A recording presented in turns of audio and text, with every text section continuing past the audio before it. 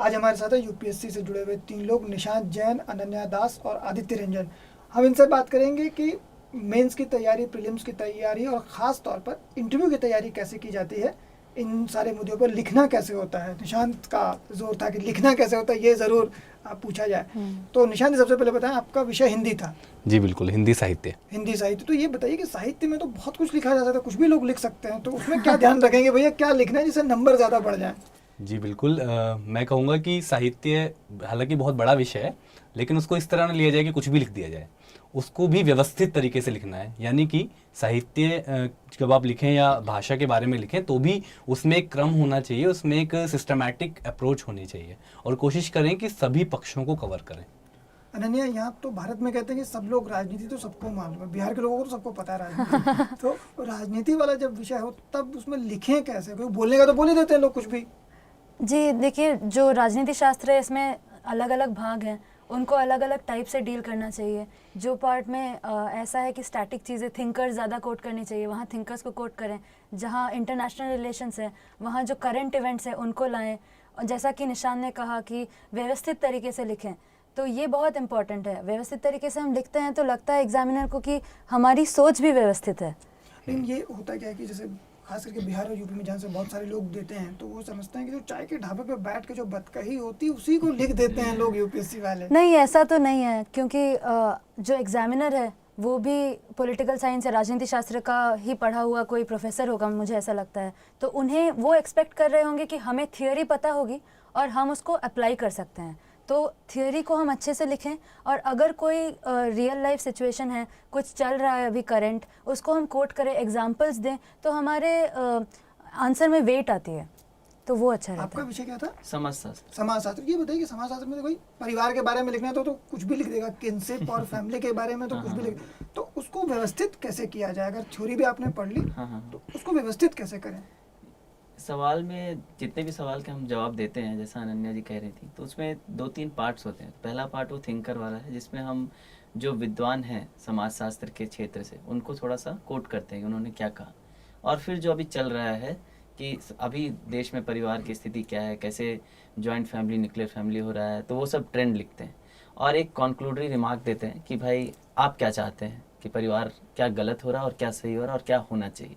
बस ये 3 पार्ट अगर सवाल में है, आपके जवाब में है, तो मुझे लगता है ये ज़्यादा अच्छा सवाल जवाब होगा।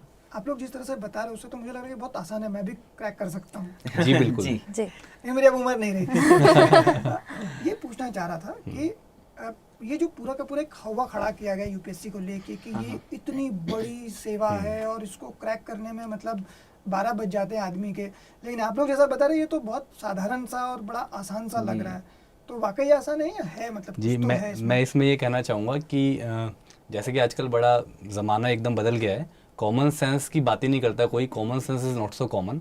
और अगर आजकल आप आम हैं तो आप बहुत असामान्य से लगते हैं। तो इसलिए मैं कहूँगा कि यूपीएससी को लेके हवा बहुत ज़्यादा है, खासतौर पे हिंदी मीडियम, इंग्लिश मीडियम और इंडियन लैंग्वेजेस को लेके भी। मेरा यही कहना है सभी अभ्यर्थियों से कि किसी भी तरह के हवा और पूर्वाग्रह से बचें और नेगेटिविटी से कोसों दूर रहें। और इतना भी मुश्किल नहीं है, अगर सिंपल अप्रोच को लेके, एक इंटीग्रेटेड अप्रोच को लेके चलें, तो जैसे कि मैं भी एक साधारण पृष्ठभूमि से था, हम लोग सभी साधारण पृष्ठभूमियों से हैं और हमने इसी अप्रोच को अपनाया और हम आगे बढ़े। अनन्या, जैसे मान लीजिए कि पॉलिटिकल साइंस जैसा सब्जेक्ट है जो कि बहुत कंट्रोवर्शियल भी हो सकता है एक लेवल पे जाके, तो उसको अवॉइड करने के लिए क्या करें, चाहे वो कंट्रोवर्सी लिखित परीक्षा में हो या फिर इंटरव्यू में हो? जी, इसके लिए जैसे हमारा जो आंसर है पेपर में वो बैलेंस्ड लगना चाहिए। As a bureaucrat, as an officer, हमें सब पता होना चाहिए कि इसके प्रोज क्या हैं, कॉन्स क्या हैं, पर हमारा जो व्यू है वो सारे प्रोज कॉन्स को लेके बनना चाहिए एज एन ऑफिसर। तो हमारा आंसर भी यही रिफ्लेक्ट करना चाहिए कि हमें पता है कि जैसे एनजेएसी का डिबेट चल रहा था, तो उसके प्रोज क्या है, कॉन्स क्या है पॉलिटिकल साइंस में। एनजेएसी आप बताइए भी क्या है? नेशनल जुडिशियल अपॉइंटमेंट्स कमीशन, जो एनजेएसी जजों की जजों की, नियुक्ति हाँ, नियुक्ति के लिए जो कमीशन है, तो उसके जैसे प्रोज हैं, कॉन्स हैं, आप तैयार रख रहे हैं, आप लिख रहे हैं उनके बारे में, फिर आप एक बैलेंस्ड व्यू दे रहे हैं। तो ये बैलेंस्ड व्यू आता है तभी जब आपको दोनों पक्ष पता हो। समाजशास्त्र भी एक ऐसा ही विवादास्पद विषय हो सकता है कई स्तरों पे। तो मान लीजिए कि कोई ऐसा टॉपिक आ जाए तो उसको बैलेंस करके कैसे लेके, एक उदाहरण देकर अगर आप समझा सकें तो। जैसे मुझे लगता है कि स्त्रियों की समस्या पर लेकर हर साल कुछ ना कुछ सवाल होते ही होते हैं। तो ऐसा नहीं लिखना है कि सरकार की स्कीम्स जो हैं वो एकदम ही बेकार हैं या काम नहीं कर रही है, या ऐसा भी नहीं लिखना है कि इन स्कीम्स से स्त्रियों की समस्या का पूरा समाधान हो चुका है। हमें ऐसा करना चाहिए कि कोई भी स्कीम है या कोई एनजीओ भी कुछ काम कर रहा है तो उससे क्या क्या फ़ायदे हुए और क्या क्या और करना है। और मुझे लगता है हर आंसर में एक सजेस्टिव अप्रोच होना चाहिए कि उससे क्या होता है कि जो सामने वाला एग्जामिनर है ही वांट्स अ ब्यूरोक्रेट, कि एक बंदा चाहिए मुझे जो बदलाव लाना चाहता है समाज में, देश में, सॉल्यूशन ओरिएंटेड। हाँ, तो हर आंसर में थोड़ा सा कि भाई ये हम करना चाहते हैं या ये होना चाहिए। इसका मतलब ये हुआ कि जब आप पढ़ रहे हैं तो हाँ। आपको सिर्फ पढ़ना नहीं है, हाँ, उसको एक डाइजेस्ट सोच, भी करना हाँ, है, एक सोचना भी उसके है। बाद होनी चाहिए। अपना उसे एक मनन भी हाँ, करना है। डेवलप करना हाँ। है। अच्छा, निशांत ये कहते हैं कि जहाँ ना पहुंचे रवि वहाँ पहुंचे कवि, तो हिंदी साहित्य वाले तो ऐसे ही कुछ भी लिख देंगे साहब है, उधर से रामधारी सिंह दिनकर का कुछ कोट कर दिया, उधर से शुक्ल जी का कुछ कोट कर दिया, हजारी प्रसाद द्विवेदी जी का कोट कर दिया और हो गया पास परीक्षा। जी बिल्कुल ऐसा नहीं है। आप जो भी कोट करें मैं यही कहूँगा कि वो बहुत रेलेवेंट होना चाहिए। जैसे कि अगर हम बात कर रहे हैं कि कभी कभी ब्यूरोक्रेट को बहुत निराशा जैसी स्थितियों में भी काम करना पड़ता है, बहुत प्रतिकूल परिस्थितियां होती हैं, जैसा अभी आदित्य बता रहे थे, तो उसके लिए मुझे कभी दुष्यंत कुमार की 4 पंक्तियां याद आती हैं कि इस नदी की धार से ठंडी हवा आती तो है और नाव जर्जर ही सही लहरों से टकराती तो है, और एक चिंगारी कहीं से ढूंढ लाओ दोस्तों, इस दिए में तेल से भीगी हुई बाती तो है। एक बात भाई, आप लोग पॉजिटिव कैसे रह पाते हैं?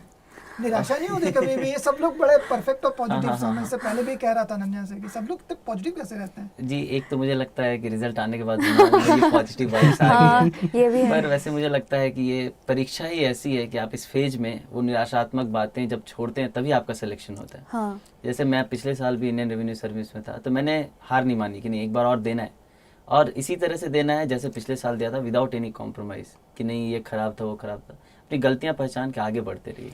तो यही जब लोग तैयारी कर रहे होते हैं, जैसे जी। मान लीजिए कि जो ये वीडियो देख रहे होंगे, सुन रहे हाँ, होंगे, कहीं ना हाँ। कहीं तैयारी कर रहे होंगे, तो हाँ, हाँ। वो हो सकता है कि उस निराशाजनक दौर से गुजर रहे हो कि हाँ।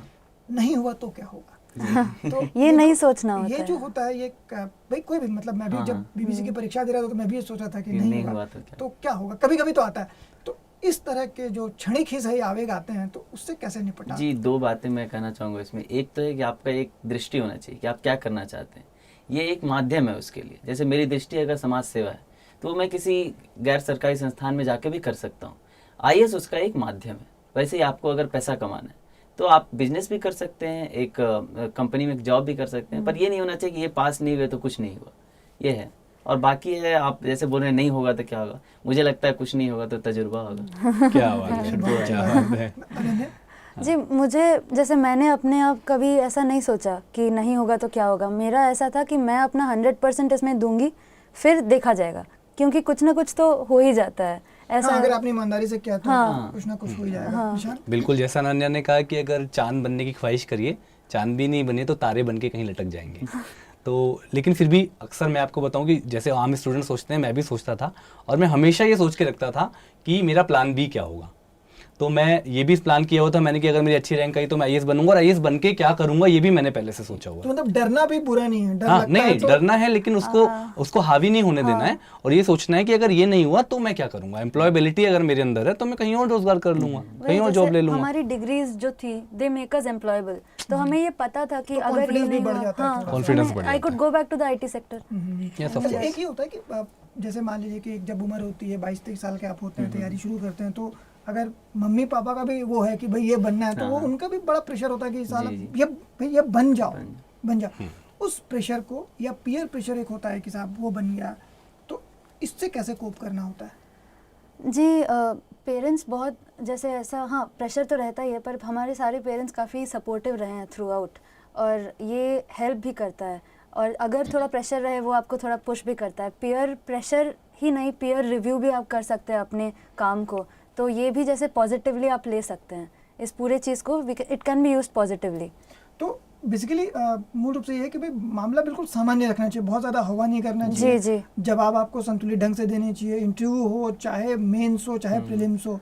थोड़ा सा आपको ये भी सोचना है कि ब्यूरोक्रेट की तरह आपको सोचना होता है जी, तैयारी बिल्कुल, करते हुए। बिल्कुल। स्ट्रेस लेते हैं तो हमारा ब्रेन खुद ही उतना परफॉर्मेंस efficiently- खराब हो जाती हाँ। है। यानी अगर हम स्ट्रेस लेके मेंस का एग्जाम लिखने जाते हैं तो जब हम उत्तर लिखते हैं तो वो बहुत ही एक्सट्रीम चले जाते हैं, या फिर वो उस तरह की सारी चीजें हमारे ध्यान में नहीं आ पाती और हम सभी पक्षों को उभार नहीं पाते। जी। तो पढ़ाई के वक्त खुश रहिए, मतलब ऐसे जरूरी नहीं है कि प्रेशर में ही पढ़ना है। तो मतलब इसका मतलब कि एंजॉय कीजिए और तैयारी कीजिए तो ज़्यादा बिल्कुल। संभावना जी, होती जी। है।